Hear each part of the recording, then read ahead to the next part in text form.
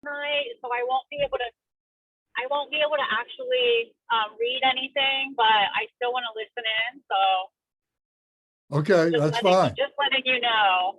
All right, well, good. Well, keep your eyes on the road and your hands on the wheel and your mind on what you're doing. That's most Right. important.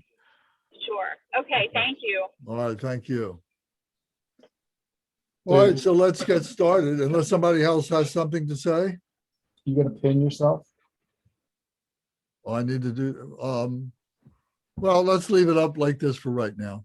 So, Deborah, would you start the prayers, please? And let's begin as usual by taking several deep breaths.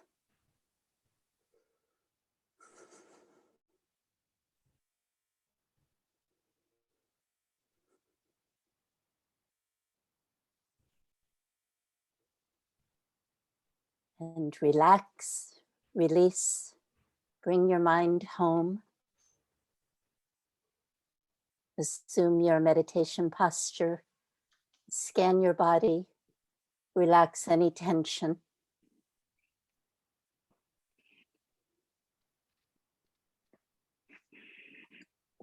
Release any preoccupations from the day, any speed or aggression.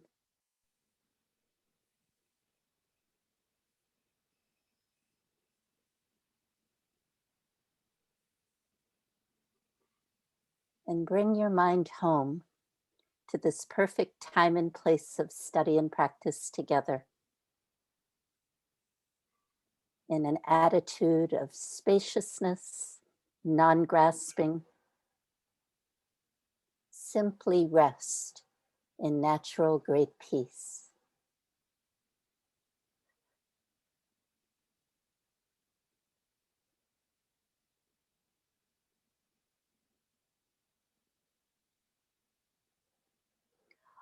All mother sentient beings, especially those enemies who hate me, obstructors who harm me, and those who create obstacles on my path to liberation and omniscience, may they experience happiness, be separated from suffering, and swiftly I will establish them in the state of unsurpassed, perfect, complete, and precious Buddhahood. All mother sentient beings, especially those enemies who hate me, obstructors who harm me, and those who create obstacles on my path to liberation and omniscience, may they experience happiness, be separated from suffering, and swiftly I will establish them in the state of unsurpassed, perfect, complete, and precious Buddhahood. All mother sentient beings, especially those enemies who hate me, obstructors who harm me, and those who create obstacles on my path to liberation and omniscience, may they experience happiness, be separated from suffering, and swiftly I will establish them in the state of unsurpassed, perfect, complete, and precious Buddhahood. Thus, until I achieve enlightenment, I perform virtuous deeds with body, speech, and mind. Until death, I perform virtuous deeds with body, speech, and mind. From now until this time tomorrow, I perform virtuous deeds with body, speech, and mind. Thus, until I achieve enlightenment, I perform virtuous deeds with body, speech, and mind. Until death, I perform virtuous deeds with body, speech, and mind. From now until this time tomorrow, I perform virtuous deeds with body, speech, and mind. Thus, until I achieve enlightenment, I perform virtuous deeds with body, speech, and mind. Until death, I perform virtuous deeds with body, speech, and mind. From now until this time tomorrow, I perform virtuous deeds with body, speech, and mind. In the Buddha, the Dharma, and Sangha most excellent, I take refuge until enlightenment is reached. By merit of generosity and other good deeds, may I attain Buddhahood for the sake of all sentient beings.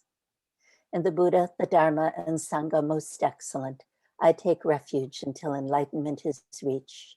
By merit of generosity and other good deeds, may I attain Buddhahood for the sake of all sentient beings. In the Buddha, the Dharma, and Sangha most excellent, I take refuge until enlightenment is reached. By the merit of generosity and other good deeds, may I attain Buddhahood for the sake of all sentient beings. May all mother sentient beings, boundless as the sky, have happiness and the causes of happiness. May they be liberated from suffering and the causes of suffering. May they never be separated from the happiness that is free from sorrow. May they rest in equanimity, free from attachment and aversion. May all mother sentient beings, boundless as the sky, have happiness and the causes of happiness. May they be liberated from suffering and the causes of suffering. May they never be separated from the happiness that is free from sorrow. May they rest in equanimity, free from attachment and aversion. May all mother sentient beings, boundless as the sky, have happiness and the causes of happiness.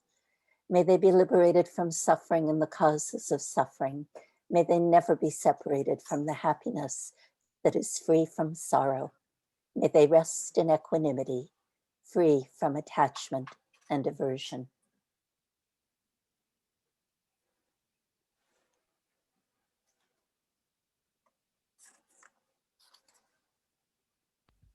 Thank you, Debbie. Thank you, everyone, for being here this evening.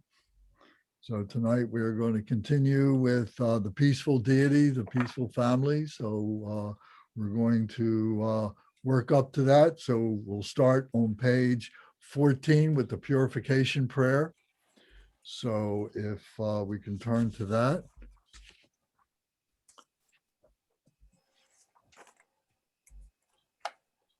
Okay, so Gary, if you will read the English on page 14, if you'll read the English in that small little block, if you can see that, okay. And then if you can recite the mantra, and then after that, then Michael, if you will read, please, the text on page 14, and then the text on page 15 down to the mantra, and then I'll recite the mantra. So if we can begin with that, Gary, please.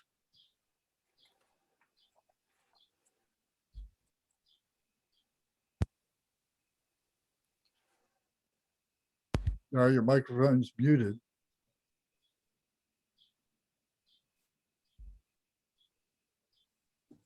I apologize.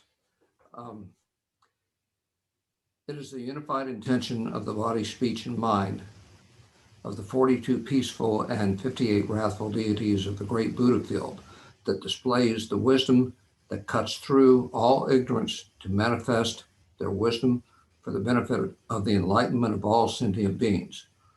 Om Aham Bodhicitta Mahasukha Jana Datu Ah Om Rulu Rulu Hum Baho Ham. 3 times. Om Aham Bodhicitta Mahasukha Jana Datu Ah Om Rulu Rulu Hum Baho Ham. Om Aham Bodhicitta Mahasukha Jana Datu Am Om Rulu Rulu Hum Baho Ham.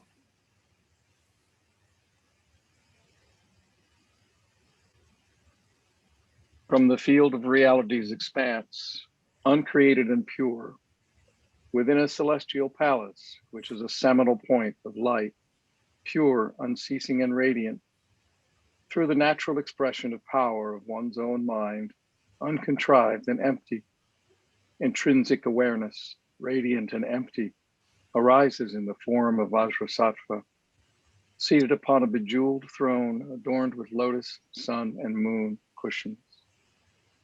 The right hand holds a Vajra at the heart, symbolizing the union of awareness, of absolute wisdom and emptiness.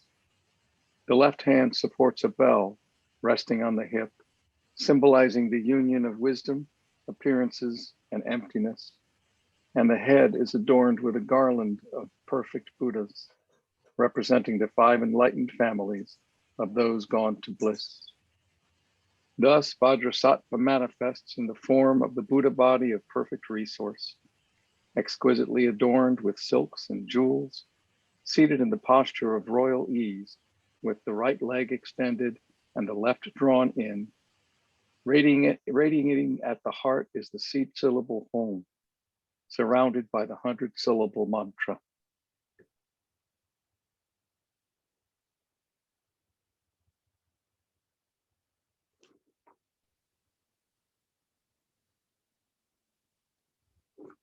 In the English translation, the 100-syllable purification mantra of Vajrasattva. Om Vajrasattva Samaya. Help to protect my vow to purify myself. May you remain firm with me. Grant me the complete satisfaction. Grow with me. Be loving towards me. Grant me the attainments to master the powers beyond body and nature. Show me all the deeds of body, speech, and mind. Make my mind heart good, virtuous, and auspicious. Revel in the bliss of the 4 joys, O Blessed One, who embodies the essence within me. Do not abandon me. Grant me the realizations of the indestructible nature. Make me one with you. Thus, I signify my unity with non-duality. Now back to the text in the page of text, page 15.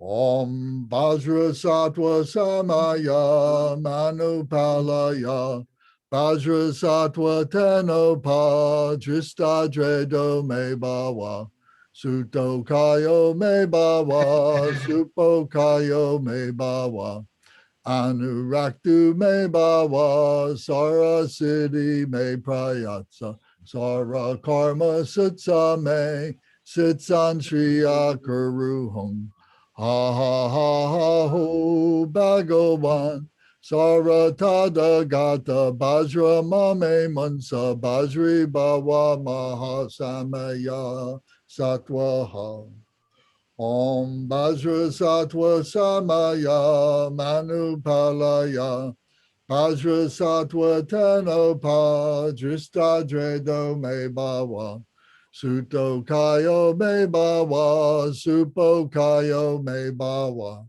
Anuraktu Me Bhava Sara Siddhi Me Prayatsa Sara Karma Sutsa Me Sitsan Shriya Kuruhum Ha ha ha ha ho Bhagavan Saratada Gata Bajra Mame Munsa Bajri Bhava Mahasamaya Satwaha Om Bajra Sattva Samaya Manupalaya Bajra Sattva Tenopa Dristadredo Me Bhava Suto Kayo Me Bhava Supo Kayo Me Bhava Anuraktu Me Bhava Sara Siddhi Me Prayatsa Sara Karma Sutsa Me Sitsan Shriya Kuruhum Ha ha ha ha ho Bhagavan Saratada Gata Bajra Mame Mansa Bajri Bhava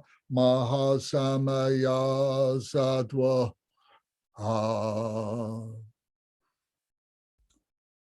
Okay, now if we can turn to page 76, and we'll recite the daily recitation after death. Page 76. So we're skipping over the daily aspirational prayer for assistance because we have a fixed amount of time, and to be able to cover things and then have time for discussion, there's a few things that we're going to skip around a little bit. So page 76.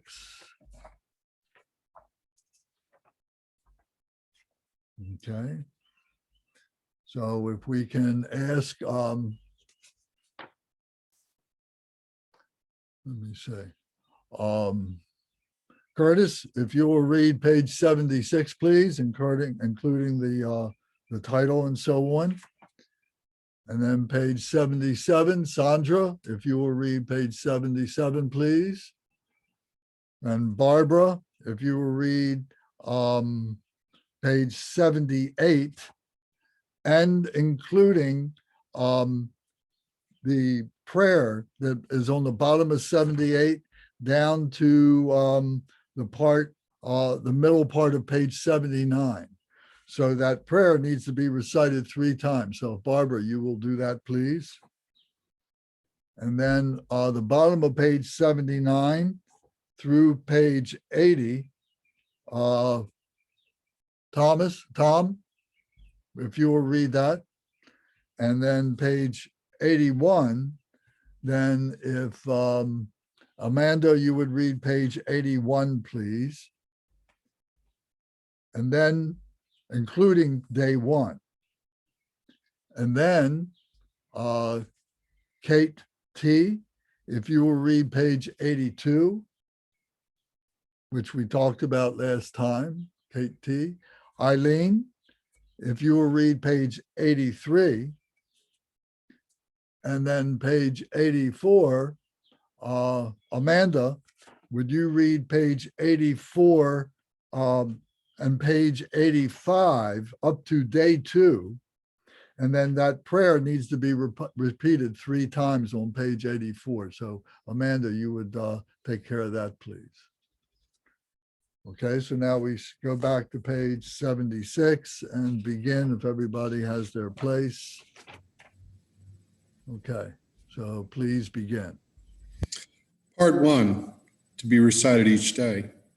An elucidation of the intermediate state of the time of death and the appearance of the peaceful deities in the intermediate state of reality. Introduction to the intermediate state of reality. O child of Buddha nature, Rikibu, Audrey, listen very intently and without distraction. There are 6 kinds of intermediate states, namely, the intermediate state of living or natural existence, the intermediate state of dreams, the intermediate state of meditative stability or concentration, the intermediate state of the time of death, the intermediate state of reality, and the intermediate state of consequent rebirth. O child of Buddha of nature, Rikyabu, Mary Clementi, during and after death, you will experience 3 intermediate states: the intermediate state of the time of death, the intermediate state of reality, and the intermediate state of rebirth. Of these 3, it was the intermediate state of the time of death which you experienced until yesterday. Although the inner radiance of reality arose during that time, you did not recognize it. So now as a result, you have been compelled to wander here, and now you will experience the intermediate state of reality, followed by the intermediate state of rebirth. You must therefore recognize without distraction the instruction and events which I am now going to introduce to you. O child of Buddha nature, Rikyabu, Mary Clementi, that which is called death has now arrived. You are leaving this world, but in this you are not alone. This happens to everyone. Do not be attached to this life. Do not cling to this life. Even if you remain attached and clinging, you do not have the power to stay. You will only continue to roam within the cycles of existence. Therefore, do not be attached and do not cling. Think of the 3 precious jewels. O child of Buddha nature, Rikibu, force, however terrifying the appearances of the intermediate state of reality might be, do not forget the following words. Go forward, remembering their meaning. The crucial point is that through them, recognition may be attained. Alas, now as the intermediate state of reality arises before me, renouncing the merest thought of awe, terror, or fear, I will recognize all that arises to be awareness, manifesting naturally of itself, knowing such sounds, lights, and rays to be visionary phenomena of the intermediate state. At this moment, having reached this critical point, I must not fear the assembly of peaceful and wrathful deities, which manifest naturally. Alas, now, as the intermediate state of reality arises before me, renouncing the merest thought of awe, terror, or fear, I will recognize all that arises to be awareness, manifesting naturally of itself, knowing such sounds, lights, and rays to be visionary phenomena of the intermediate state. At this moment, having reached this critical point, I must not fear the assembly of peaceful and wrathful deities which manifest naturally. Alas, now, as the intermediate state of reality arises before me, renouncing the merest thought of awe, terror, or fear, I will recognize all that arises to be awareness, manifesting naturally of itself, knowing such sounds, lights, and rays to be visionary phenomena of the intermediate state. At this moment, having reached this critical point, I must not fear the assembly of peaceful and wrathful deities which manifest naturally. Go forward, reciting these words distinctly, and be mindful of their meaning. Do not forget them, for it is essential to recognize with certainty that whatever terrifying experiences may arise, they are natural manifestations of actual reality. O child of Buddha nature, Rikyabu Tom. When your mind and body separate, the pure luminous apparitions of reality itself will arise, subtle and clear, radiant and dazzling, naturally bright and awesome, shimmering like a plain in summer. Do not fear them. Do not be terrified. Do not be awed. They are the natural luminosities of your own actual reality. Therefore, recognize them as they are. O child of Buddha nature, Rikyabu Tam. From within these lights, the natural sounds of reality will resound, clear and thunderous, reverberating like 1,000 simultaneous peals of thunder. This is a natural sound of your own actual reality. So do not be afraid. Do not be terrified. Do not be awed. The body you now have is called a mental body. It is the product of subtle propensities and not a solid corporal body of flesh and blood.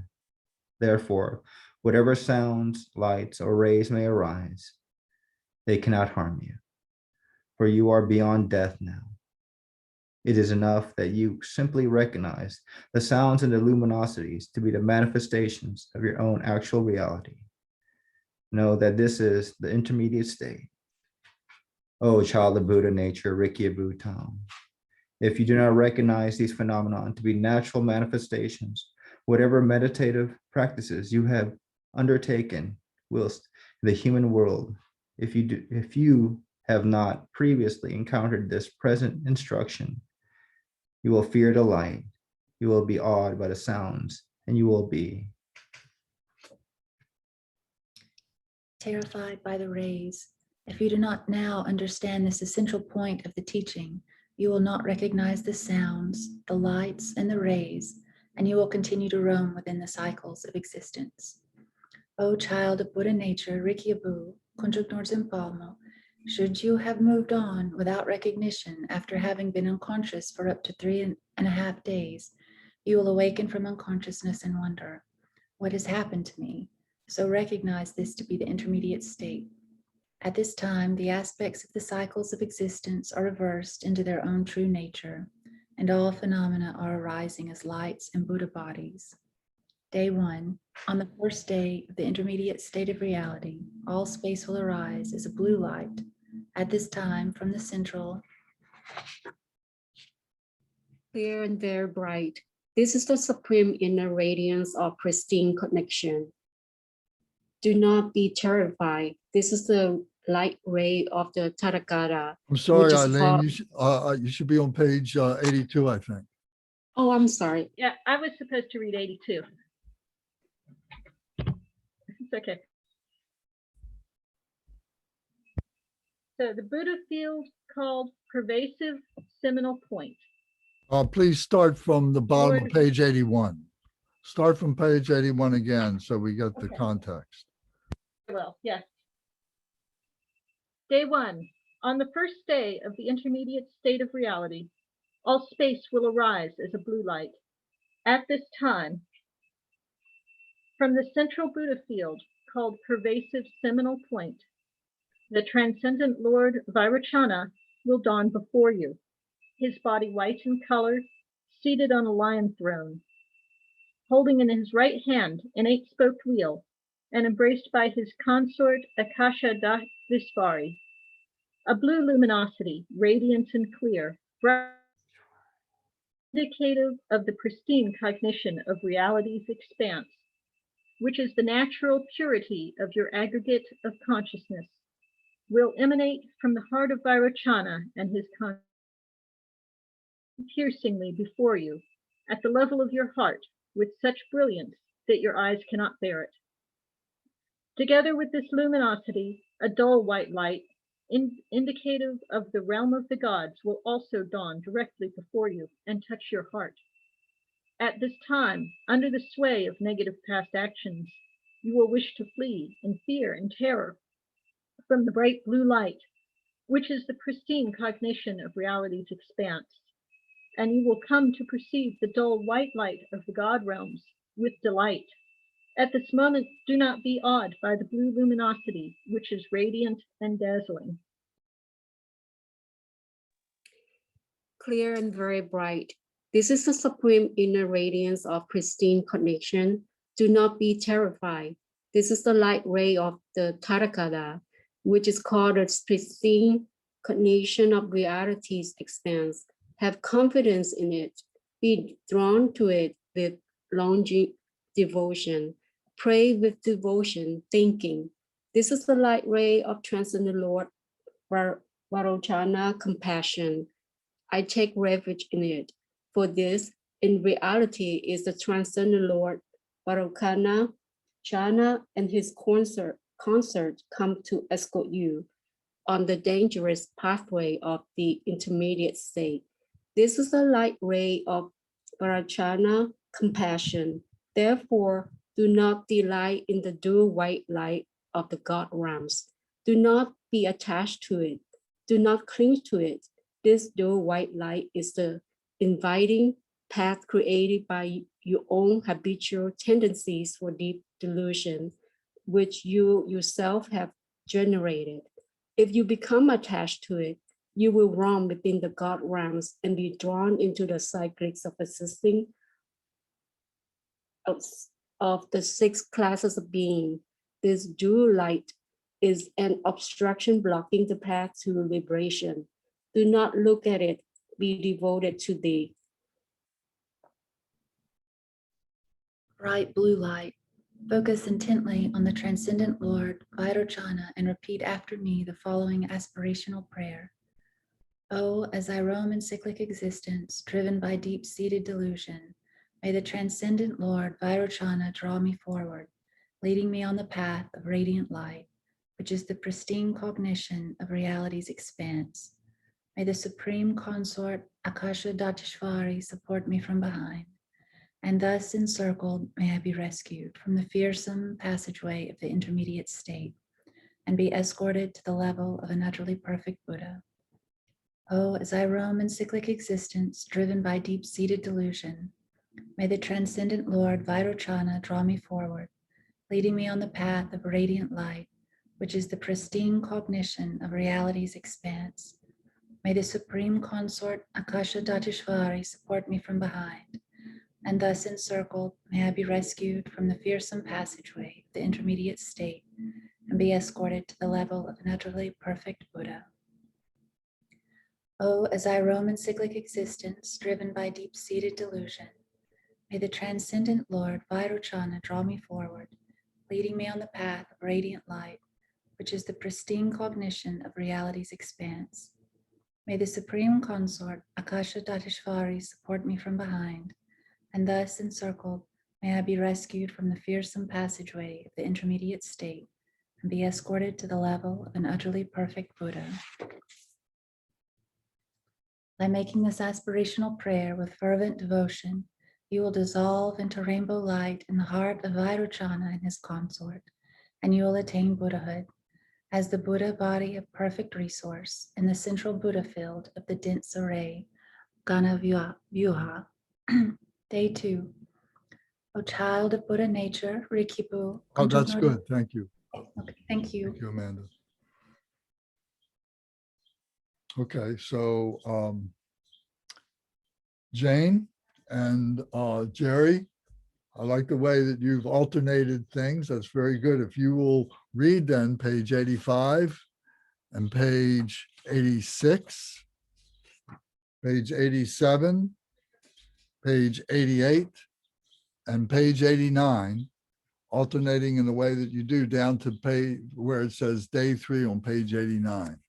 So if you will read that, please.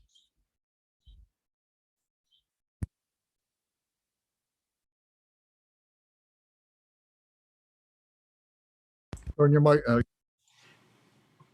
Day 2. O child of Buddha nature, Rikibu Jane, listen without distraction. On the second day, the purity of the entire water element will arise in the form of a white light.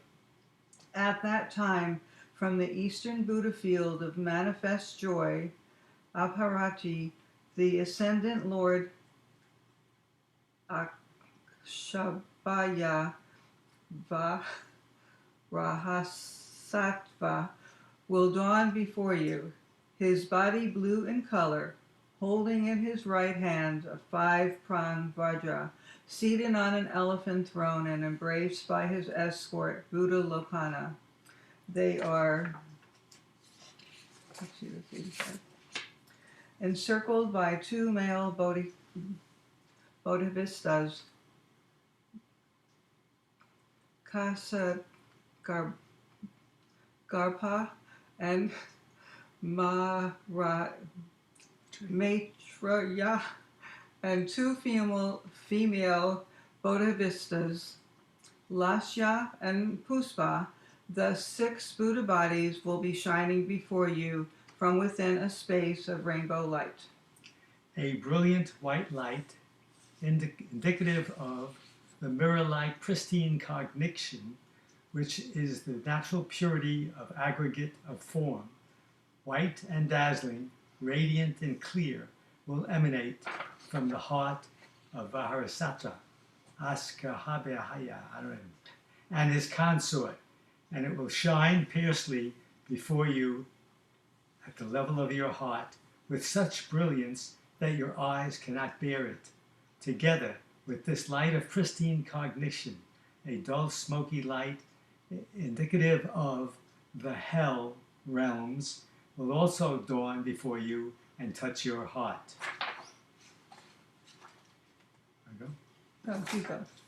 At that time, under the sway of aversion, you will wish to turn away in fear and terror from the bright white light and come to perceive the dull smoky light of the hell realms with delight.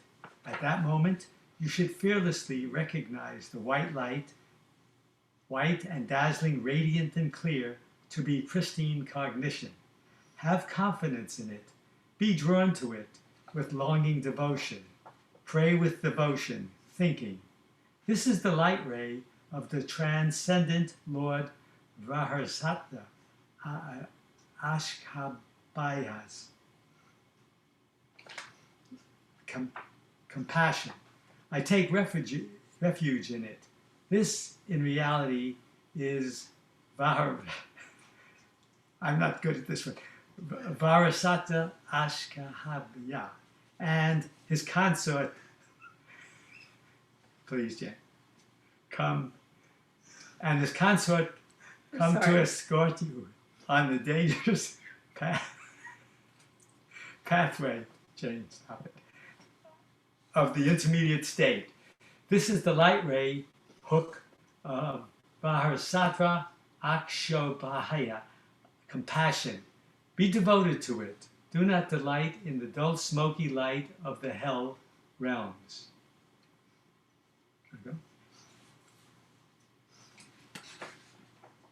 This dull light is the inviting path of the negative obscurations created by your own deep aversion, which you yourself have generated. If you become attached to it, you will fall into the realms of hell, sinking into a swamp of unbearable suffering, from which there will be no intermediate opportunity for escape. This stole light is an obstacle blocking the path to liberation. Do not look at it. Abandon your aversion. Do not be attached to it. Do not cling to it. Be devoted to the white light, radiant and dazzling.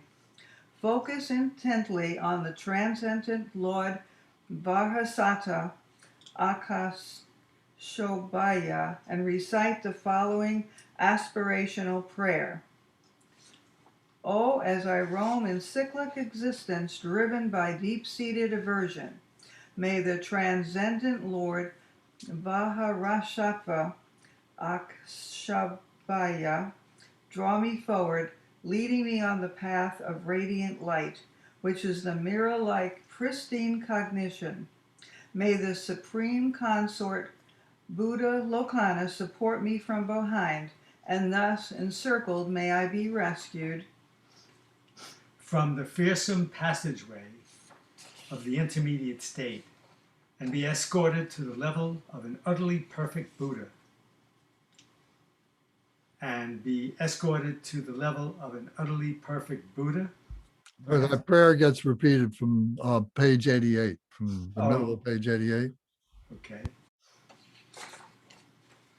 Oh, as I roam the cyclic existence driven by deep-seated aversion, may the transcendent Lord Vajrasattva Akashobhaya draw me forward, leading me on the path of radiant light, which is the mirror-like pristine cognition.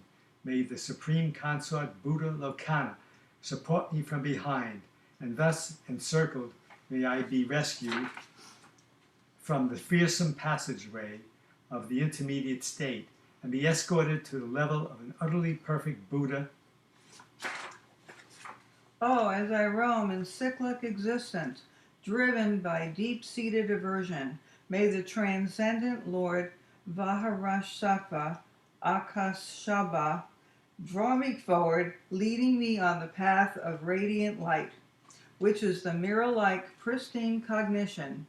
May the Supreme Consort Buddha Lokana support me from behind, and thus encircled may I be rescued from the fearsome passageway of the intermediate state and be escorted to the level of the utterly perfect Buddha.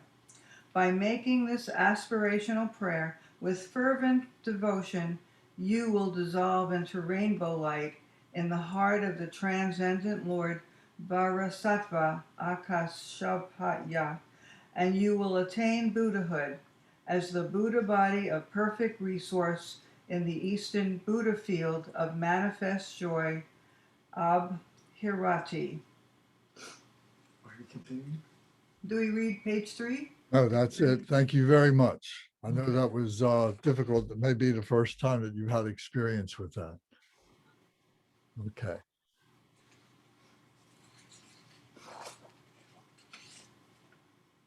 So now we go back, and I want to do a little bit of a screen share here.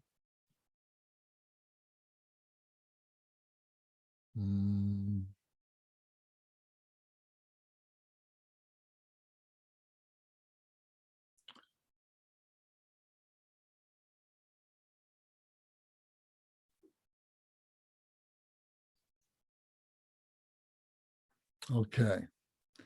So just to kind of catch us up with a few things to put things into a little bit of a context here. What we're talking about are the 42 assembled peaceful deities of the Buddha body of perfect resource.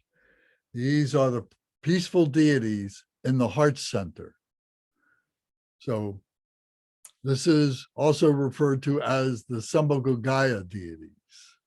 There's the Dharmakaya deities, the Sambhogaya deities, and the Nirmanakaya deities.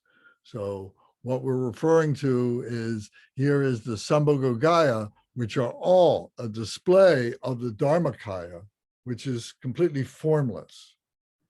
But in the Sambhogaya, there is form to help us human beings to be able to grasp or understand some of these very abstract ideas and so on. So remembering that in the old country, many of the people were illiterate, but at the same time, they were intelligent and could understand what was being taught. And so pictures were like books to these people. And the lamas would travel from village to village with their tankas, their paintings, and their statues and so on, and would refer to these during the teachings, during the empowerments, during the practices, so that the people could be able to have an association with these abstract ideas that were being transmitted to them. So this here, these are the 42 deities. We talk about the 100 deities of the Buddha family. So these 42 are the peaceful deities. The 58 are the wrathful deities. So altogether, that's 100.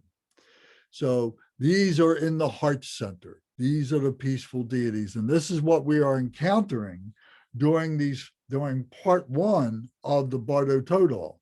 So if you were looking at the table of contents on the first page, you would see that day 1 through day 7 are the elucidation of these particular deities that we're going to take, one group at a time, one piece at a time, so we can discuss them. In the center is the primordial Buddha, Samantabhadra, and his consort, Samantabhadri. So he is completely blue and she is completely white. They are both completely naked and they are in the embrace of bliss and emptiness. And they represent the Dharmakaya, the mind of the Buddha.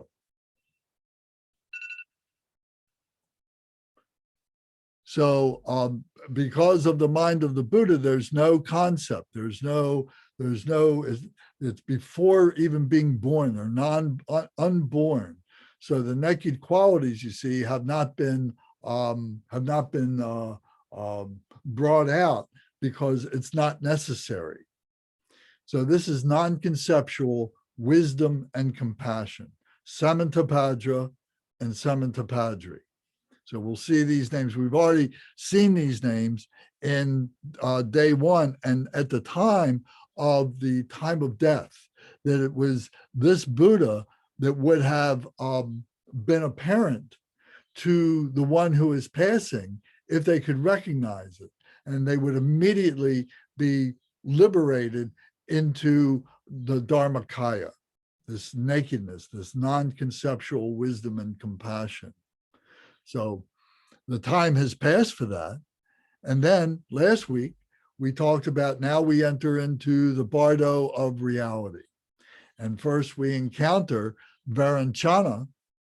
Varanchana, so that C, Varochana, is like a hard C. It's like a CH, Chana, Varochana, who is the natural purity of consciousness of the expanse of phenomenal reality. So this phenomenal reality is what we live in. For us to be able to understand this, you see, we have these 5 Buddha families, of which Varanchana is one, to help us to understand this. His consort is Akasa Datvishvari, and she is queen of the expanse. So this Dharmakaya, this mind of the body, this mind of the Buddha, then manifests in this Sambhogaya form in order that we may be able to understand these abstract ideas and so on. So Varanchana is the first of these deities who does that. And he has an all-white body, she has an all-white body. We talked about this last time, and they represent purity of the consciousness of the expanse of this phenomenal reality. So if we see all of this in its purity, we see all of this as a Buddha field, as a pure Buddha field. However, it is human beings who are ordinary human beings, defiled human beings, confused human beings who misinterpret this to be suffering, to be samsara, to have all this confusion about them and so on. But the essence of this is the purity of consciousness of the expanse of phenomenal reality. She is the embodiment of that. She is like the mother of that. She gives birth to that.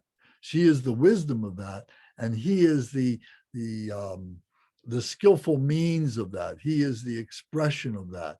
He is the one who works in that Buddha field. So we talked about this last time, and this in day one is what we recognize, or what we have the ability to recognize and to become liberated into this natural purity of the expanse of phenomenal reality. And then we can become liberated as a Buddha, as Varanchana. So tonight, we're talking about day two. So in day two, now we're looking at this first full family of the Buddha. So here we're seeing Vajra Sattva, Ascobia.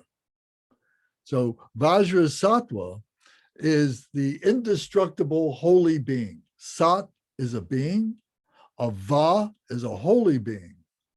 And Vajra means indestructible wisdom, the mind of the Buddha. So this is the indestructible holy being, Vajra Sattva, Ascobia.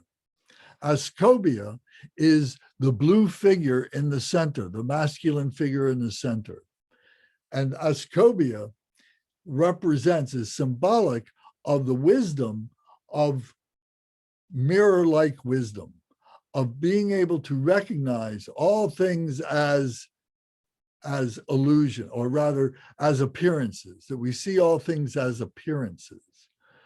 He is the natural purity of the form in mirror-like appearance. So we can see that.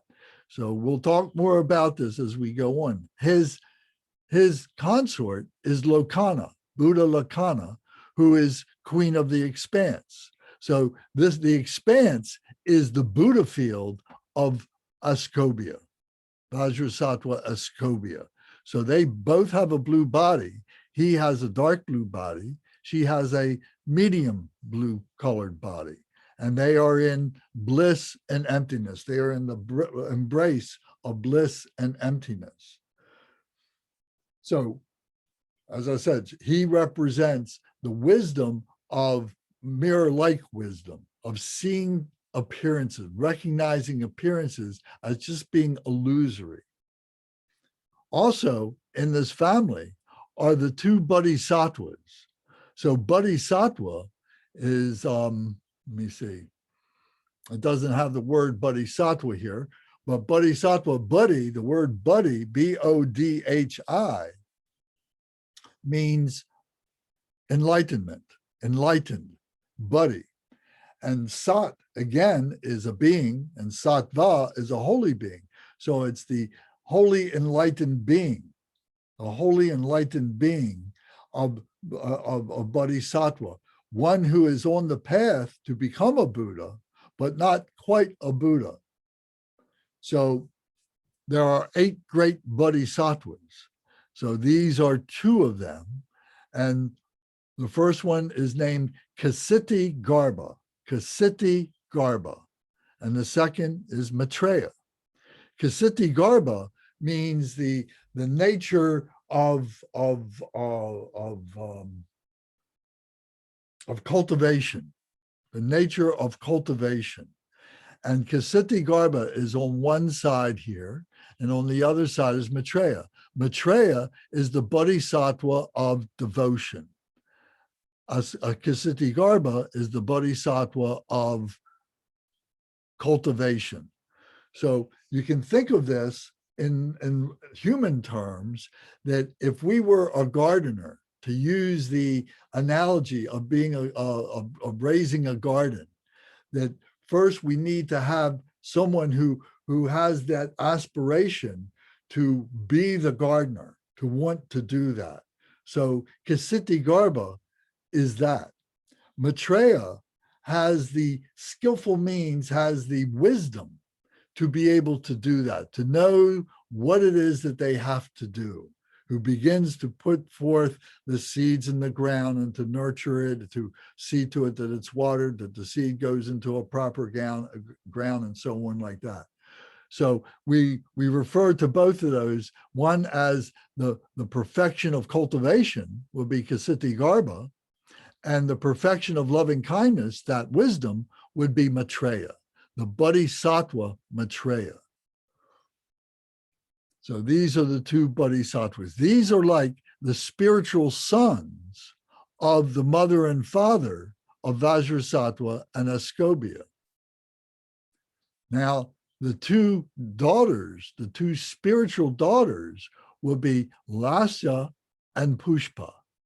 So Lasa,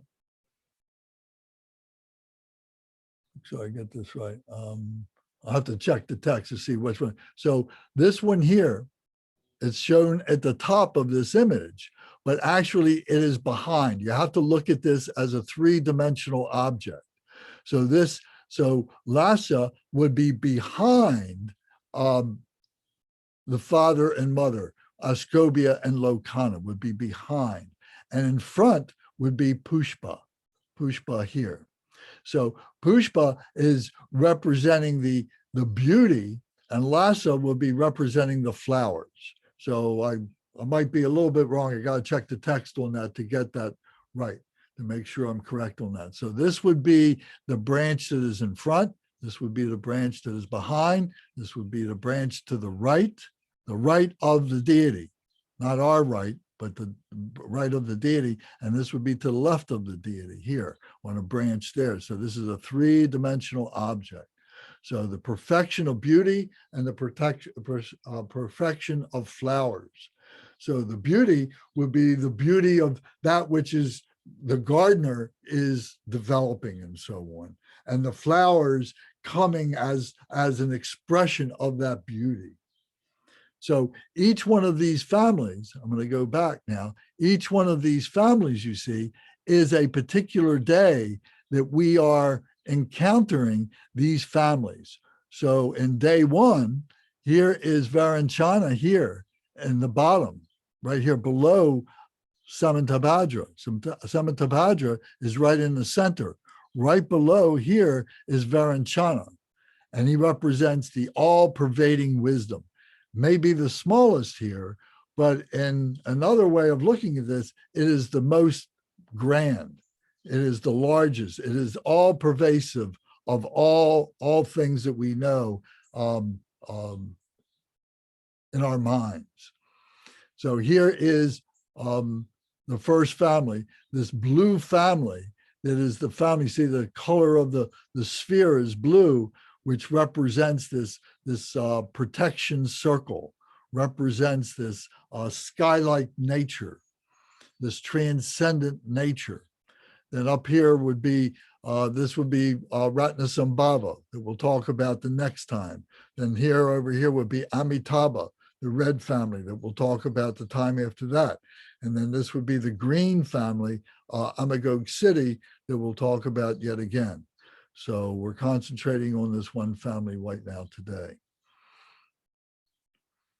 Okay. Any questions about any of this?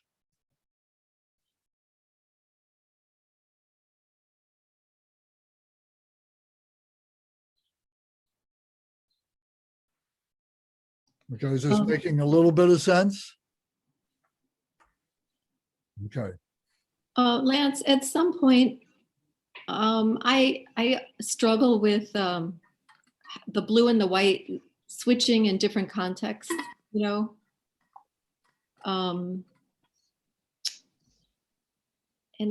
And also the consorts later on, you know, the consorts, I just am really curious about the elements and how you're interpreting it as we go along. I'd love to hear more. Yes, I understand. And we're going to kind of piece it together. So I'm not going to, and there are some things that I don't have a good answer for, like the transposition of sometimes the white and the blue. It depends on the practice that is being done. Padmasambhava interpreted it this way for this practice. But there are other great masters who had practices and might have flipped the white and the blue around and so on. So I'm not that much of a scholar to be able to explain that very well. That would be a question for a master lama who is quite familiar with all of this. So I'm sorry I can't answer that any better than that. But so what it does mean is that we have to be able to recognize this in context of the practice that we're doing. So there has to be a certain memorization of this. There has to be a certain, associations that we make with this. And then at some point, things may start falling together and so on. Your reference to the elements, the female deities represent this whole space, this whole physical space that we call the universe and so on. And the building blocks of this space are the 5 elements. There's the space itself, there is water, there is the earth, there is fire, and there is wind. So we look at that firstly in the context of the world as we know it in this world and so on. But the female, the mother of this, all represents all those elements. So individual consorts, individual deities may be symbolic of those individual elements. So as we move along with recognizing this, we'll see more and more detail. Right now, we're still trying to keep a broad picture and not get too much caught up into the minute details of things. We'll get to that. This is why it's going to take a long time to do this. Okay. Anybody else have a question? I have a question, Lance. Yes, Kate. So these say day 1, day 2, and so on. So do we only read them on? A good question.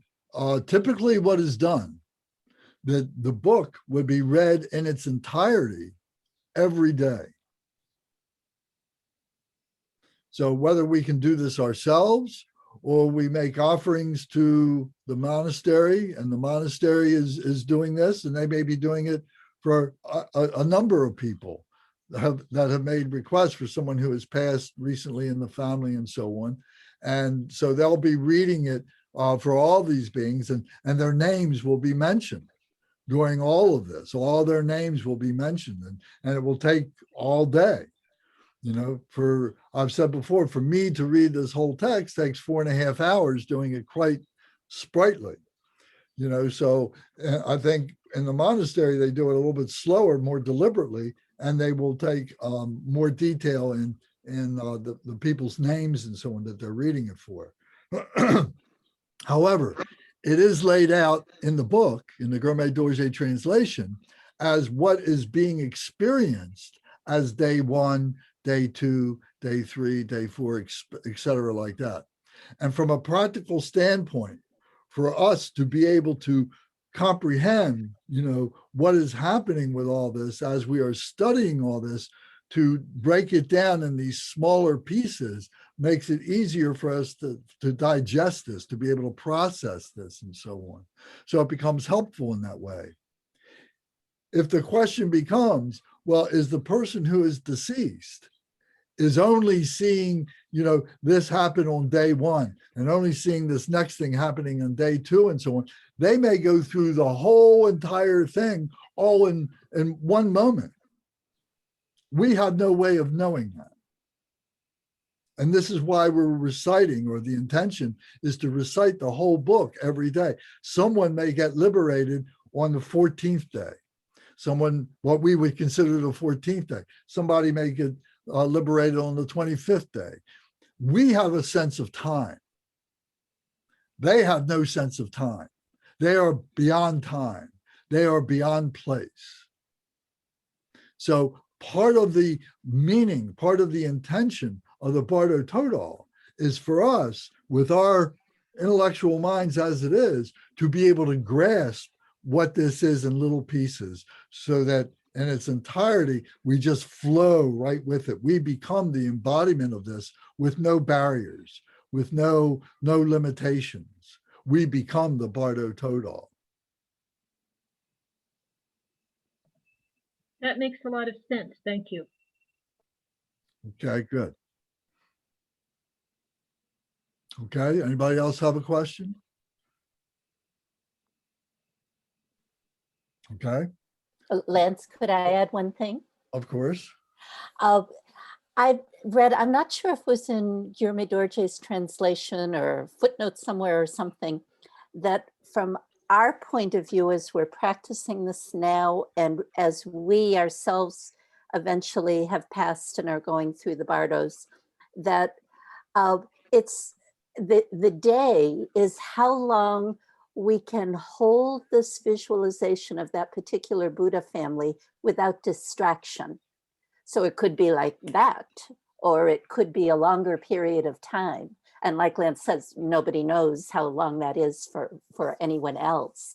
But it's, I guess that's probably a very traditional description of a day just being that undistracted awareness of holding that image. As the one who has passed, or as the one who is the meditator practicing the practice? Maybe both. It's kind of interesting to observe oneself with these and see how long can I hold that visualization without distraction. But I think definitely when one's passed. Okay, very good. It's a good good remembrance that you notice that and relate that. So you can see that, this is all secret mantra. It's one thing to read these things, to be taught these things, but it's another thing to experience these things. And that's what we need to do. That's what we're developing, is our own experience with this, so that when we are going through the Bardo of death and into the Bardo of reality, we're not lost. We're familiar with it, at the very least, familiar with it, if not already in Dharmakaya, the Buddha mind. Okay, so then we're going to go into now the details of day 2, a little bit more detail, I should say, of day 2. So, O child of Buddha nature, Ricky-bu, listen without distraction. On the second day, the purity of the entire water element will arise in the form of white light. So here we have a blue deity, but we have the white light that is emanating from the blue deity. If you remember when we went back last week and we were talking about Varanchana, that he has a white body, but yet blue light was present. So this is one of those, I don't have a good explanation for it, but we just have to bear that in mind. The entire water element will arise in the form of white light. Water is generally associated with the color white, and blue is generally associated with the color of space. At that time, from the Eastern Buddha field of manifest joy, Abharati, the Abharati is the name of the Buddha field, manifest joy. That's the Buddha field of Ascobia and his consort, Lokana. So the family that I showed you, that blue family, that is the name of their Buddha field, Abharati, manifest joy. The transcendent Lord Ascobia Vajrasattva will dawn before you, his body blue in color, holding in his right hand a 5-pronged Vajra, which I'm sure you all are familiar with, a 5-pronged Vajra, seated on an elephant throne and embraced by his consort, Buddha Lakana. So the elephant represents intelligence. So his throne is being supported by this intelligence, by the elephants. So that's an important little feature. Everything has a meaning in all these ritual things. So it's good. It's like reading different parts of a book, and then by the time you get to the end of the book, you're able to put all these what seem to be disparate pieces together, and you can see this picture, or it's a puzzle. I've often made the analogy of this is like a puzzle. So we're looking at individual pieces and we'll see gradually how they all fit together. Lance, Yes. why is Akshobhya and Vajrasattva joined together by a dash? Why isn't it one or the other? Because all this is Vajrasattva. So in this particular section here, it is identified as Vajrasattva Ascobia. But as in the beginning, when we do the purification practice, we do that purification practice of Vajrasattva. So Vajrasattva is like the character, if you will, for lack of a better word, is the character who is going through all this experience. We are Vajrasattva. We are the one who is purifying. So we can say that we're Vajrasattva Ascobia, we're Vajrasattva Ratnasambhava, we're Vajrasattva Amitabha, we're Vajrasattva Amagog City.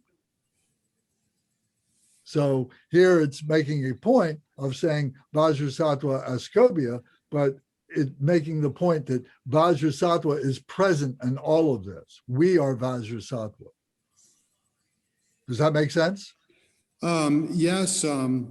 I'm looking back to day one, and Varachana is not Varachana Vajrasattva. That's why it's, it didn't parallel exactly. I understand. And and again, I apologize, but I don't have a much better answer than that. Mm-hmm. That would be a very good question for a Vajra master. Someone who, when I say a Vajra master of the Bardo Thodol.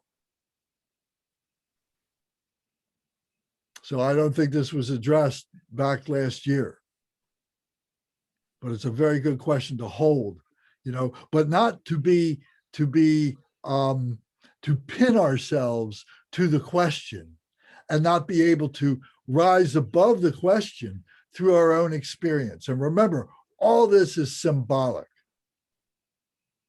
It's not to be taken so literally that if we have a missing part or we have a missing idea or something like that, a misconception, that we're going to wind up in some place that we don't want to be. No, we have to let all of this go. This is just the means for us to be able to begin to organize ourselves, to be able to release ourselves. This is Sambhogaya, which is an emanation. It is part of the relative nature. It is part of phenomenal nature. It is part of the two truths when we say the absolute truth and the relative truth. This is part of the relative truth. So it's there for our enjoyment. The Sambhogaya is generally defined as the subtle enjoyment body. The Sambhogaya. Gaya means a body. There's three bodies of the Buddha at this level that we're talking about right now. There's the mind body, which is Dharmakaya. Then there's the Sambhogakaya, which is the subtle enjoyment body. And then there's the Nirmanakaya, which is the emanation body. So the emanation body would be an example of Buddha Shakyamuni, who took a human form and lived a life to be able to teach beings the Dharma and so on. Many people would say that Garcha Rinpoche is a Nirmanakaya being who has manifested in this human form in order to be able to teach us that we can see him, we can hear him, he can see us, he can touch us and understand what it is that we're going through, to be able to explain things in ways that just cut through all our confusions and so on. So this would be the Nirmanakaya. What the Nirmanakaya teacher is teaching is the Sambhogakaya, which is the meditation deities, that which is intellectualized and then becomes experienced through our meditations, the transcendence of that. But first we have to have an intellectual picture of what all this is. So those are the three bodies, the Nirmanakaya, the Sambhogakaya, and the Dharmakaya.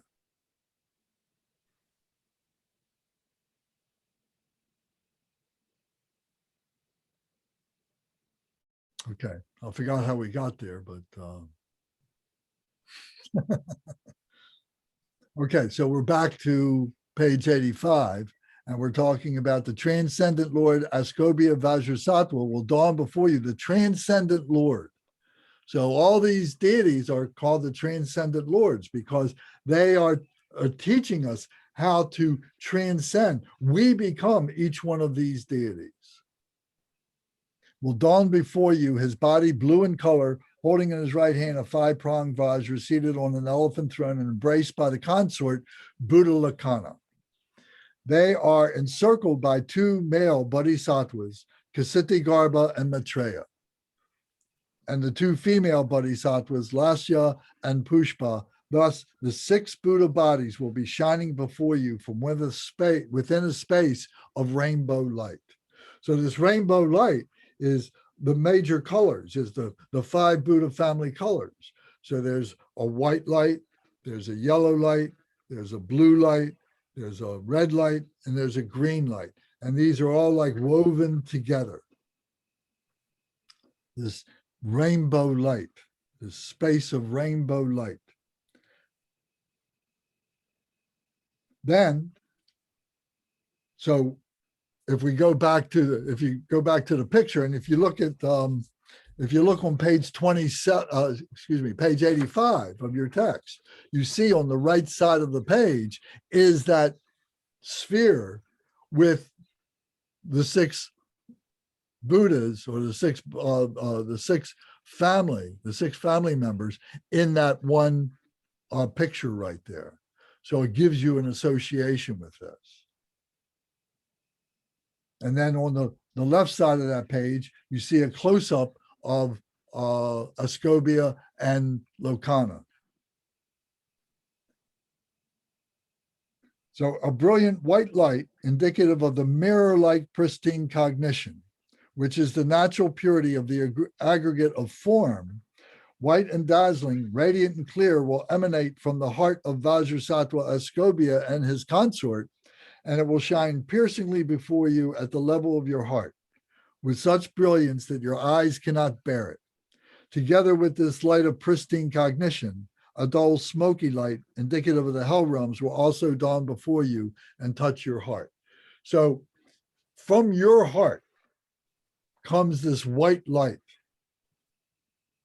And this white light is indicative of the mirror-like pristine cognition. The pristine cognition is the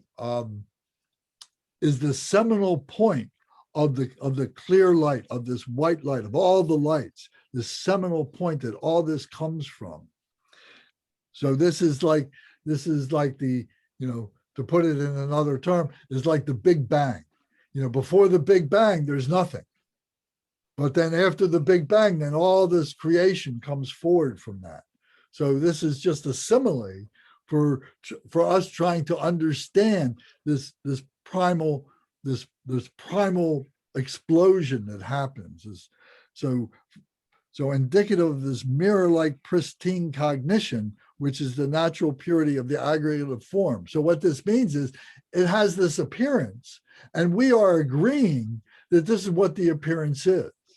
We say, oh yes, it's got the planets out there, it's got the stars out there, it's got the galaxies out there, it's got all these things, all these supernovas, and it's got these black holes, this is all the appearance of all of that. And it's all appearances. So it's like looking at a mirror. It's mirror-like. It has no reality of its own. If you look into a mirror, are you seeing the mirror, or are you seeing the image of the mirror? The image that is being reflected in the mirror. So most of us would look at the mirror and we would see the image that is being reflected. So this is the mirror-like pristine cognition of what we call reality, that it's all like a mirror-like image. So that's why we say that he is the embodiment of that mirror-like wisdom. The natural purity of the aggregate of form. So the purity of the form is that it's empty, that it's all composite. So this is stuff that we talk about in Buddhism 101. So if you're not familiar with this stuff, I recommend that, you might want to join us for Buddhism 101 or some of the other classes that some of the other teachers offer and so on that are explained in such books as the Jewel Ornamental Liberation, which is the manual for Buddhahood. So if you're coming into this in the middle, you may not understand some of this stuff. We don't have time to go into, these more fundamental things. So the point here, though, is this form is empty of its own nature. That's the point here. It's empty. It's made up of many things. It does not have an innate nature unto itself. It does not exist by itself. It exists because of its relative nature in this temporary form. And we are part of that temporariness that recognizes that temporariness. But due to our deluded minds, we may call that permanent, but it's a delusion.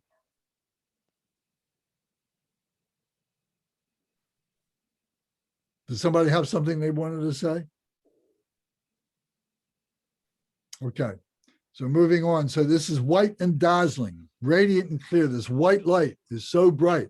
And if we're not prepared for it, we may move away from it because we fear it. So this white light dazzling now from the heart of Vajrasattva Ascobia and his consort, and it will shine piercingly before you at the level of your heart with such brilliance that your eyes cannot bear it. So all this is happening within your heart. So within your heart is Ascobia. So this light is coming from Ascobia, which is in your heart. It's not out there. It's within yourself. And as we experience this in our meditations, it all happens within here.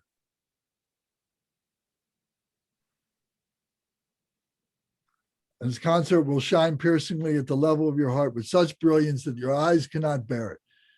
It's these eyes cannot bear it. These eyes is beyond these eyes, and our wisdom eye, if we're not prepared for opening up our wisdom eye, we may not be able to handle that either. So we have to be able to open up our wisdom eye to be able to recognize this as something that is beyond our human apprehension. Together with this light of pristine cognition, a dull, smoky light, indicative of the hell realms, will also dawn before you and touch your heart. So if we look at page 86, and we're looking, if I can go to this,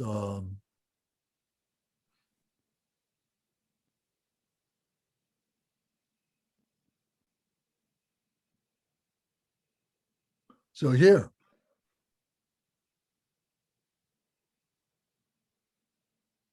so this is an illustration.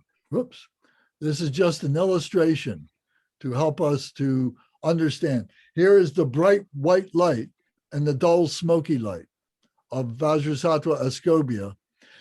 The brown or this smoky light is that comfortable feeling light that we want to go to when this bright white light is so brilliant and so piercing that we are unable to be able to stand it. So we need a place to go, and that smoky light is likely to be more familiar to us. So we would go to that. And if we do that, then it would be an immediate exit into the hell realms. So of course, we don't want to do that. So we need to recognize this. We need to become familiar with this process so we don't fall prey to this.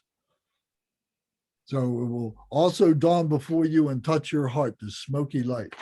And page 87.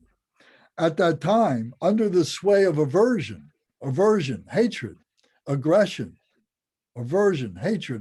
anger, you will wish to turn away in fear and terror from the bright white light and come to perceive the dull smoky light of the hell realms with delight. So we have to be careful with this. At that moment, you should fearlessly recognize the white light white and dazzling, radiant and clear, to be pristine cognition. The pristine cognition is that clear light, is the Rigpa, is the Mahamudra, is the Dzogchen, is the perfection. Have confidence in that clear light. Have confidence in that pristine cognition, pristine, perfect, unborn, so perfect, it's uncontaminated. And the cognition is the awareness, the recognition, the cognition, the awareness of that. Have confidence in it. Be drawn to it with loving devotion. Pray with devotion, thinking, this is the light of the transcendent Lord Vajrasattva Ascobia's compassion. I take refuge in it. This, in reality, is Vajrasattva Ascobia and his consort come to escort you on the dangerous pathways of the intermediate state. This is the light ray hook of Vajrasattva Ascobia's compassion. Be devoted to it. Do not delight in the dull, smoky light of the hell realms. Last week, I explained that the deity that is radiating this light, that is directing this light, is this hook, this tractor beam that is pulling you in his direction. And the female deity, the consort, has at your back, is gently just holding your back, giving you strength at your back, not necessarily pushing you, but keeping you from going backwards.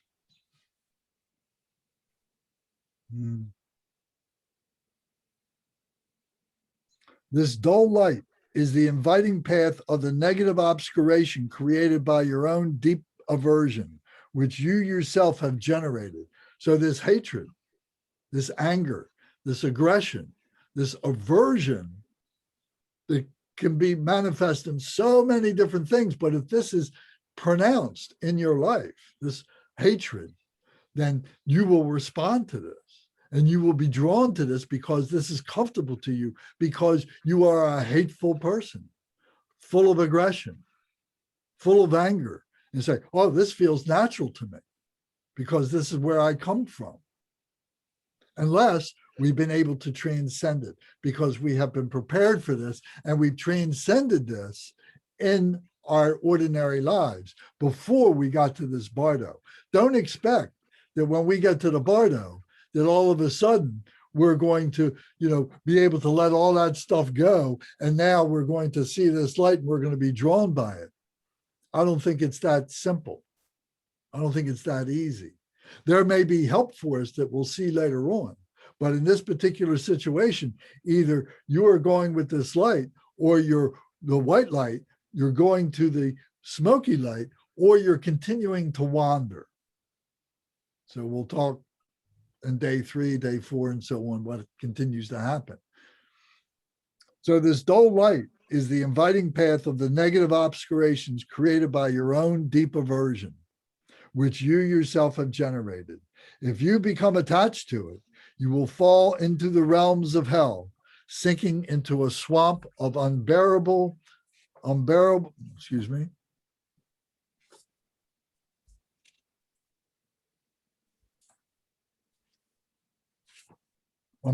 suffering, from which there will be no immediate opportunity for escape. So if we go into this realm, into this hell realm, there's no way to escape from this. Last time when we talked about the blue light, and then there was this dull white light that would take us into the God realms. And we talked about the God realm, and this God realm, this very prideful God realm, and so on. We have very long lives and so on. And it's not a terrible place like the hell realms, but it is among the 6 realms of being a human being. So we're back in samsara. So at the hell realm, at the God realm, we could say that this is, one of the apex of being being a human being. But yet the God realms do not have the ability to be able to liberate themselves. They don't have that ability to liberate themselves. Human beings are the only ones that have ability to be able to liberate themselves. It's only human beings in the human realm that have the ability for change. So we always have to remember that being a human being is the greatest of the most supreme of the realms among being a human being. So at that time, under the sway of aversion, you will wish to turn away in fear and terror from the bright white light. Oh no, I already did that, sorry. You will sinking into a swamp of unbearable suffering from which there will be no immediate opportunity for escape. This dull light is an obstacle. This dull light is an obstacle blocking the path to liberation. Do not look at it. Abandon your aversion. Do not be attached to it. Do not cling to it. Be devoted to the white light, radiant and dazzling. Focus intently on the transcendent Lord Vajrasattva Ascobia and recite the following aspirational prayer. So here it is solidifying our practice. It is showing us how important our practice is. And these practices need to be practiced in our waking state, in this life, so that when we get into the Bardo here, we're already familiar with these things. So now we're reciting this prayer for the benefit of the being who is in this Bardo state. So we say, oh, as I roam in cyclic existence. So the cyclic existence is this being born again, dying, being born again, dying, being born again, dying, as all these sentient beings that we've been going through all these many lifetimes and so on, countless lifetimes. Or as I roam in cyclic existence, driven on by, this time, deep-seated aversion. May the transcendent Lord Vajrasattva Ascobia draw me forward, leading me on the path of radiant light, which is the mirror-like pristine cognition. May the Supreme Consort, Buddha Lakkhana, support me from behind, and thus encircled may I be rescued from the fearsome passageway of the intermediate state and be escorted to the level of an utterly perfect Buddha. And we repeat this 3 times. Then it says, by making this aspirational prayer with fervent devotion, you will dissolve into rainbow light in the heart of the transcendent Lord Vajrasattva Ascobia, and you will attain Buddhahood as the Buddha body of perfect resource in the Eastern Buddha field of manifest joy, Abharati. So this is equally meant for us as meditation practitioners in this life to be able to perfect this, so that when we drop our body and we are in the Bardo of reality, that we are already prepared for this. We are already the Buddha. So if it's Buddha in this case, Ascobia, that we are Buddha Ascobia.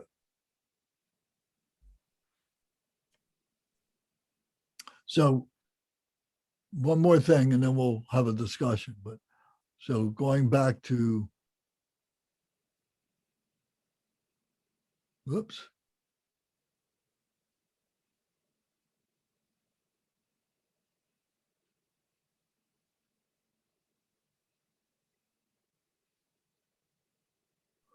So now we can also visualize as we meditate. We begin to visualize and understand the bodhisattvas, the male bodhisattvas and the female bodhisattvas. So remember, this is like a garden that is being planned. This is a garden that is taking shape. This is a garden that is being worked on and developing what the plan is going to be and what the vision of the fruition of this garden is, this perfection of beauty, this perfection of flowers. So these bodhisattvas on our left and right, and the female bodhisattvas in front of us and behind us, all part of this family. So we're being protected. We're being drawn by the light hook of the male deity in front of us. We're being supported by the female deity behind us. and that we are being encouraged, we are being cultivated by the two male bodhisattvas, and we are being motivated or by the two female bodhisattvas in front and behind us. So it's great imagery. And this imagery is designed to be able to help us to stabilize these visualizations and so on. Ultimately, what we come away with is that we create this Buddha field. Instead of seeing all this suffering, now it all becomes all this Buddha field, all this beauty. Everything is magnificent.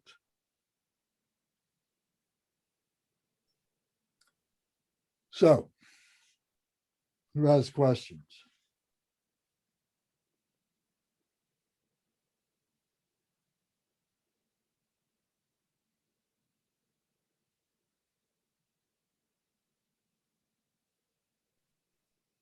Okay, Sandra, I know you've recited this many times. What's been your experience with this? Have you recognized it at this level that we're talking about? I recognize that you're touching on the teachings that we often hear, that to have pure vision, basically. And it's a high level, That's right. So this is the application of all those teachings, all those visualizations and so on. It's nice to practice this so that we're not afraid. It's really interesting to realize the teaching is to recognize this is who we really are. It's really interesting,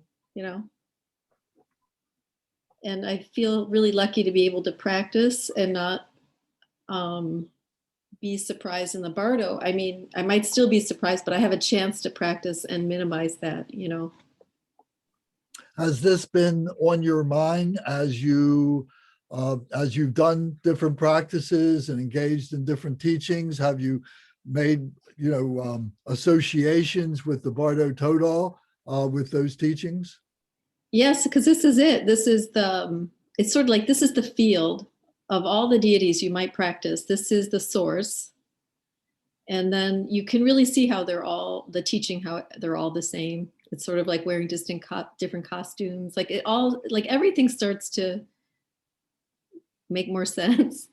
Mm-hmm. I think there's a chance for, it's sort of like a comprehensive overview. It puts everything in context, all these different things you might have heard here and there. Even something like this Bodhisattva Pushpa, which means flower. Like, you go, oh, you know how you say Pushpe for the offerings, right? Like Right. You just start realizing everything you're doing is all connected here. That's It's right. pretty interesting. Anybody else have a comment?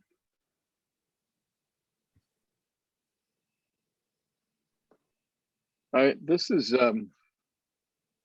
you mentioned psychodrama.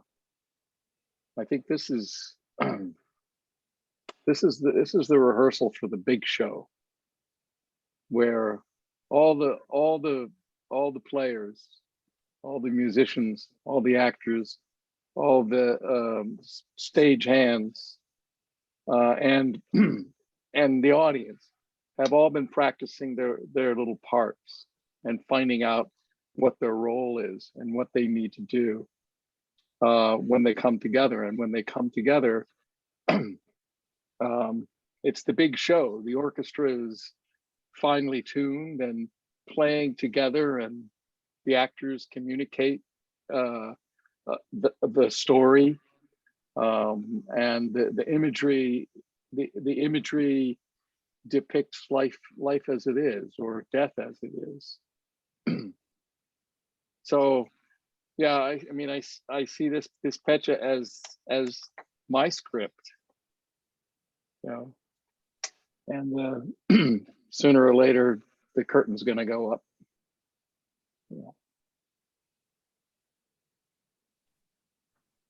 Thank you. Good analogy.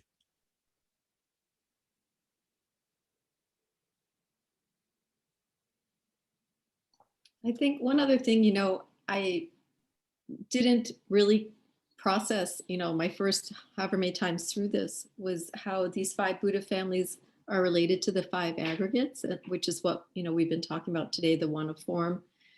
I somehow, how you're just digesting it and you take in whatever part you take in each time you hear it. And then there's the parts you don't get.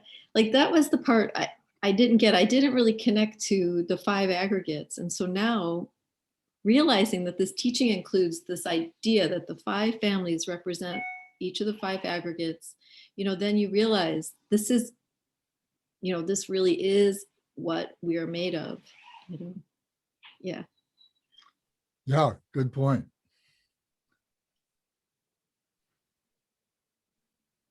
It's been interesting just reading this over more and more and getting familiar with it. Starting to feel like I'm getting past the, oh, I have to figure out the imagery and the meaning. And every once in a while, there's just this wave of, oh my goodness, the compassion in this is just incredible, that we're being given and we embody so many chances at liberation, so many ways of just turning this slightly different, seeing a different facet, and there it all is again, and another opportunity. And so it's interesting that the reading of this over and over becomes a compassion practice. And I know that at some level that sounds really elementary, because of course it is. But to experience that in the midst of trying to hold the complex visualization is what gives me hope that if I keep working with this now, maybe I will be ready. Maybe I will be able to hold a stable enough, clear enough awareness and really make the most of this feast of opportunities that's being laid open. Yeah, I think that all of us at some time or another have had to write something, have had to concentrate on something to develop some ideas or something like that. And you ever have that sense that you get into this one-pointed mindfulness of being able to really focus on what the task is, whatever that writing is or something like that. And then you stay within this bubble for some period of time, So we're trying to work into that, for ourselves. We're trying to do it with these kinds of writings. But imagine, as Debbie was just pointing out, the compassion of those who compose these things and the compassion that they had to draw together, knowing that the purpose for this was not for themselves necessarily, but it was for the benefit of others to be able to liberate themselves and to be able to perfect the accuracy and the writing of all this and everything. And to me, there's always, they say, well, what if this isn't true? What if this is just a story? And so for me, the question is, so what if it is? So what if it is just a story? What if it's not true? But why, what's the benefit, or what is not the benefit to be virtuous, to be wholesome, to recognize that we hold on to things and why we hold on to things and the suffering that we go through, and to recognize that. And whether there is this display that we talk about, in all these grand terms, whether it exists like that, it only exists in our brain. What exists in this reality, or if you want to call it reality, is beyond our apprehension. So what's wrong with just being able to experience that a little bit at a time? And as we do that, we begin to say, you know what, this does seem very familiar to me. Yes, this really does make sense. Yes, I'm not losing anything by doing this. I'm gaining something in terms of liberation, of being able to understand loving kindness, compassion, joy, and equanimity, bodhicitta. And that has a good result. That has a great result. There's no better result. So even if it's just a story, it's a magnificent story. Well, they say that many things can be real, but not necessarily be true. But we know we're blessed when what we perceive as real meets truth or leads us to truth.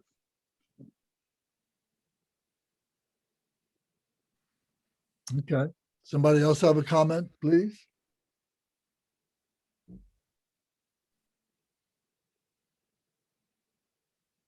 Okay, well, if not, then fine. Then we'll move on and we'll do these ending prayers. We'll have some time to do these ending prayers, which are very important. And as we go through doing these things here in the middle, the ending prayers make more and more and more sense to us. And they're like supporting us from all sides and so on. So with that, please. 1 second, Lance, if I may. Yes. I just posted something. I remember reading about the Bardo Thodol and Carl Jung, and I didn't know much about it, but I knew that they crossed paths, if you will. I just posted a link to what looks like a wonderful site discussing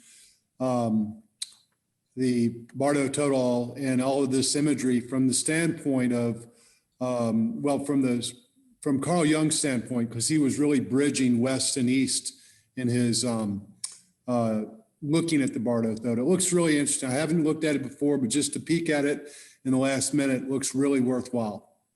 No, it's true. Carl Jung was a great proponent, was a great student of the Bardo Thodol and incorporated it into his Western practice and philosophy in psychology and so on. So we'll reference him a number of times, especially towards the end, because his teachings will make more sense to us when we get to the end of all this, and you'll see. All right, very good. Then please, let's go to page 207.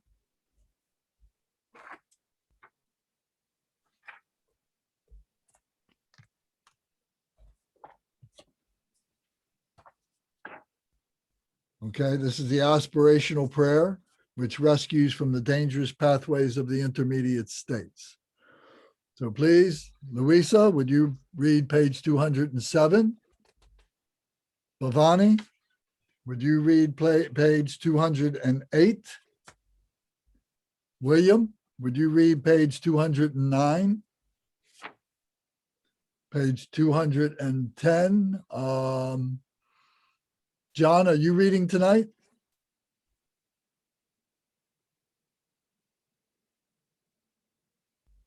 Is John with us tonight? 210, yeah. All right, you read page 210, then page 211. Let's see, we need to, so Michael, if you read page 211, page 212, Tom, excuse me. Tom, read page 212. Then let me see, Ezra's not reading. Debbie, would you read page 213? And page 214, or 214, Sandra. Jane and Jerry, would you read page 215? Page 216, Curtis. And Gary, would you, I'll tell you what, 216, Curtis, you read page 216 and 217. And at the end, then we'll recite the liberation mantra. Okay, so if we can begin on page 207, please. Aspirational prayer. Lance, so what about 218? It follows 217. I asked you to read 217 and 218. Okay? Okay. Thank you. Okay, Louise. Aspirational prayer, which rescues from the dangerous pathways of the intermediate states. I bow down to these spiritual teachers, meditational deities, and dakinis. May I be guided on the path of their great love.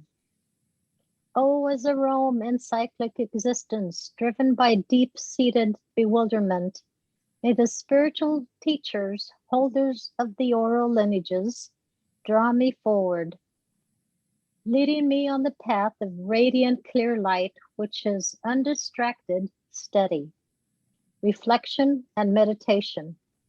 May the supreme consorts and the host of dakinis support me from behind, and thus encircled, may I be rescued from the fearsome passageway of the intermediate state, and be escorted to the level of an utterly perfect Buddha. Oh, as I roam in cyclic existence, driven by deep-seated delusion, may the transient Lord Vairocana draw me forward, leading me on the path of radiant blue light, which is the pristine cognition of reality's expanse. May the Supreme Consort, Akasha Datvishvara, support me from behind, and thus encircled, may I be rescued from the fearsome passageway of the intermediate state, and be escorted to the level of an utterly perfect Buddha. Oh, as I roam in cyclic existence, driven by deep-seated aversion, may the transcendent Lord Vajrasattva Ascobia draw me forward, leading me on the path of radiant white light, which is the mirror-like pristine cognition. May the Supreme Consort, Buddha Lokana, support me from behind, and thus encircled, may I be rescued from the fearsome passageway of the intermediate state, and be escorted to the level of an utterly perfect Buddha. Oh, as I roam in cyclic existence, driven by deep-seated pride, may the transcendent Lord Ratnasambhava draw me forward, leading me on the path of radiant yellow light, which is the pristine cognition of sameness. May the Supreme Consort, Manki, support me from behind, and thus encircled, may I be rescued from the fearsome passageway of the intermediate state, and be escorted to the level of an utterly perfect Buddha. Oh, as I roam in cyclic existence, driven by deep-seated attachment, may the transcendent Lord Amata draw me forward, leading me on the path of radiant red light, which is the pristine cognition of discernment. May the Supreme Consort, Pandora Vicini, support me from behind, and thus encircled, may I be rescued from the fearsome passageway of the intermediate state, and be escorted to the level of an utterly beautiful, utterly perfect Buddha. Oh, as I roam in cyclic existence, driven by deep-seated envy, may the transcendent Lord Amasiddhi draw me forward, leading me on the path of radiant green light, which is the pristine cognition of accomplishment. May the Supreme Consort, Samya Tierra, support me from behind, and thus encircled, may I be rescued from the fearsome passageway of the intermediate state and be escorted to the level of an utterly perfect Buddha. Was I Roman cyclic existence driven by the 5 virulent poisons?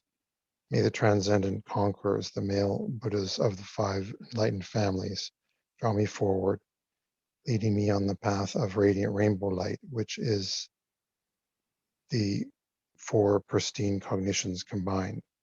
May the 5 supreme female Buddhas, the purity of the expanse, support me from behind, and thus encircled, may I be rescued from the light paths of the 6 impure classes of beings, and be escorted to the 5 utterly supreme and pure Buddha fields.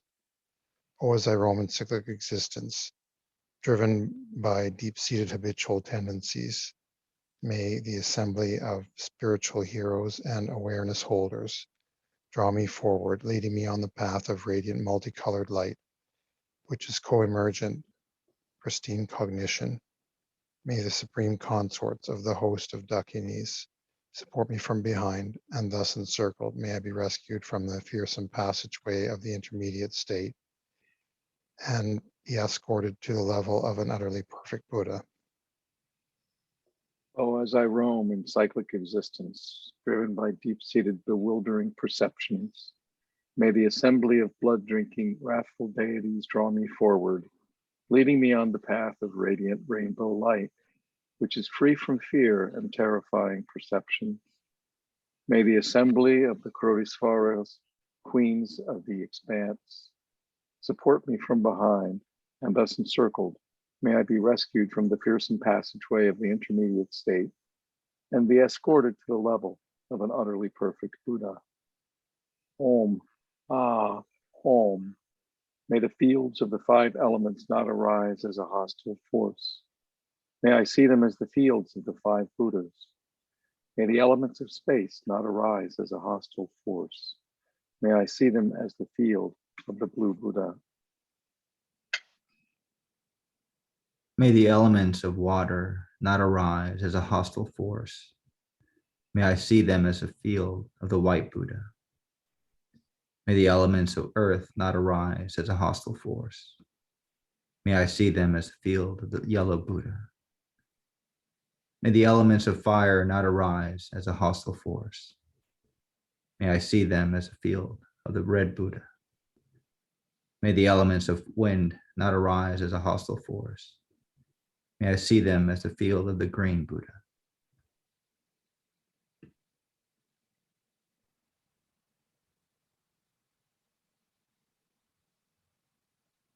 May the awesome sounds, lights, and rays not arise as a hostile force. May I see them as the infinite fields of the peaceful and wrathful deities.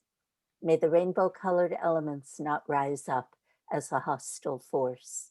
May I see them as the fields of the manifold Buddhas. May I recognize all sounds as my own sounds. May I recognize all lights as my own lights. May I recognize all rays as my own rays. May I spontaneously recognize the characteristics of the intermediate states. May the fields of the 3 Buddha bodies be manifest. Samaya. Aspirational prayer, which protects from fear of the intermediate states. When my life's course is ended and I roam alone in the intermediate states, the loved ones of this world can no longer help me. So at this critical time, may the conquerors, the peaceful and wrathful deities, quickly release the power of their compassion, and may the deep darkness of my ignorance be dispelled. When I roam alone, separated from my loved ones, and myriad images of emptiness arise, naturally manifesting, may the Buddhas quickly release the power of their compassion, and may the fear of the awesome and terrifying intermediate state be annulled. When the 5 radiant lights of pristine cognition dawn, may I recognize them as my own nature, and without awe and without terror, And as the manifold forms of the peaceful and wrathful deities arise, may I be fearlessly confident and recognize the characteristics of the intermediate state. When I experience suffering as the result of negative past actions, may the great compassionate one dispel all such misery. And as the natural sound of reality reverberates like 1,000 peals of thunder, may all sounds be heard as the teachings of the greater vehicle. When I am driven on by past actions, unable to find a refuge, may the meditational deities dispel all such misery. And as I experience the suffering of habitual tendencies and past actions, may the meditative stabilities of inner radiance and bliss naturally arise. When I am miraculously born into the intermediate state of rebirth, may I not be beguiled by the perverse prophecies of Mara, and as I freely arrive at every place that I think of, may the bewildering fear and terror generated by my negative past actions not arise. When the roars of savage wild beasts echo around me, may their cries be transformed into the sound of the sacred teachings, the 6 syllables, Om Mani Padme Hum. And as I am engulfed by snow, rain, wind, and darkness, may I achieve the pure clairvoyance of radiant, pristine cognition. May sentient beings in the intermediate state, similar in kind to myself, be born into the higher realms, free from rivalry. And as severe dissonant mental states generate insatiable hunger and thirst, may the afflictions of hunger, thirst, heat, and cold be annulled. When I see my future parents in union, may I perceive them as Mama Karanika and consort, and for the sake of others, being blessed with the power to choose a birthplace, may I achieve an exalted body adorned with the auspicious major and minor marks. Once I have achieved birth in a supreme human form, may I act so as to swiftly liberate all who see and hear me, and may I not be influenced by my negative past actions, but multiply and emulate my past merits. Wherever I may be born, in whatever land it may be, may I quickly encounter the meditational deity of my past lives.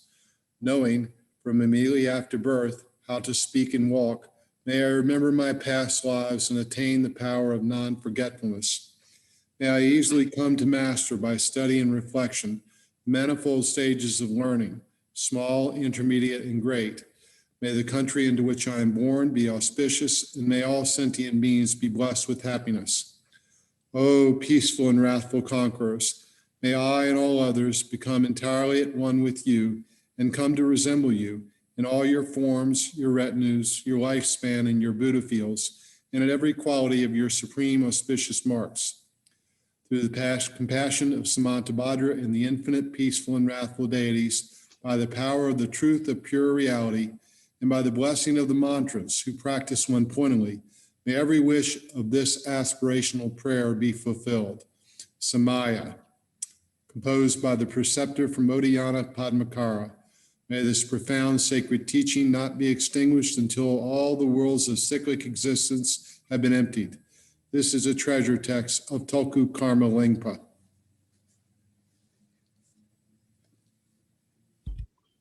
Om Mani Padme Hum Shri. Om Mani Padme Hum Shri. Om Mani Padme Hum Shri.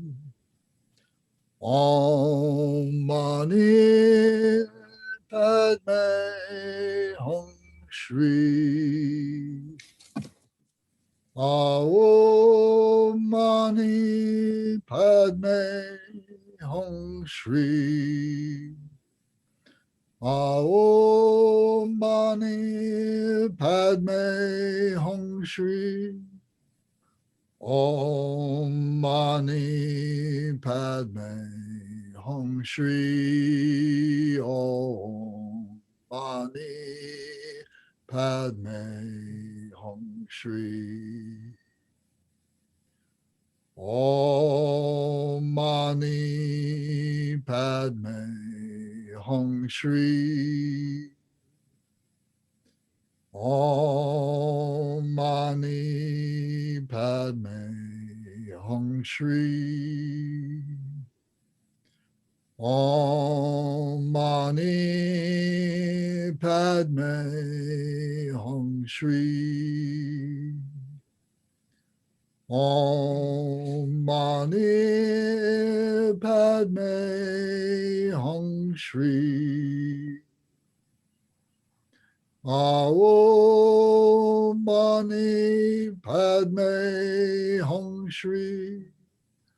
Om Mani Padme Hum Shri. Om Mani Padme Hum Shri. Om Mani Padme Hum Shri. Om Mani Padme Hum Shri. Om Mani Padme Hum Shri. Om Mani Padme Hum Shri. Om Mani Padme Hum Shri. Om Mani Padme Hum Shri. Om Mani Padme Hum Shri. Om Mani Padme Hum. Om Mani Padme Hum. Om Mani Padme Hum. Om Mani Padme Hum. Om Mani Padme Hum. Om Mani Padme Hum. Om Mani Padme Hum. Om Mani Padme Hum. Om Mani Padme Hum. Om Mani Padme Hum. Om Mani Padme Hum. Om Mani Padme Hum Shri. Thank you all very much. Thank you, Lance. Thank you, Deb. You're welcome. Thank you, everyone. Thank you all. Have a Thank wonderful you, everyone. weekend. Thank you very much. Have a good weekend. We'll see you all. So next week, we'll continue next week. It's July 4th weekend. Is that okay with everybody, or is that going to be a holiday problem for people? Is it okay? Yeah, I think it's okay. Okay. problem. All right. Good. All right. Let's celebrate our freedom. Amen. All